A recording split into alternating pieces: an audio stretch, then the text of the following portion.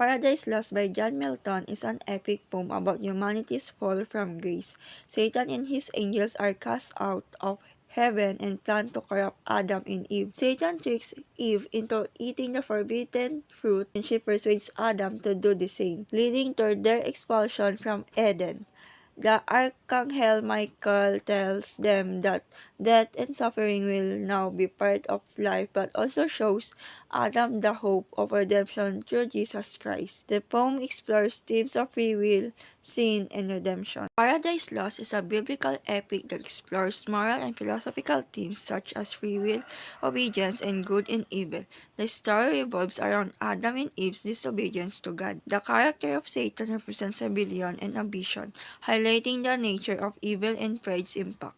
This epic serves us to contemplate faith, obedience, and human nature in their quest of divine grace. Paradise Lost is considered to be the greatest epic written by John Milton.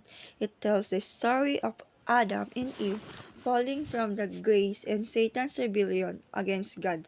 After being expelled from paradise, Adam and Eve must deal with the consequences of their actions. Satan, also known as Lucifer, was an angel in heaven who led a rebellion against God and was subsequently banished to hell. Paradise Lost emphasizes that although humans are imperfect and prone to making mistakes, they have the capacity for repentance and resilience.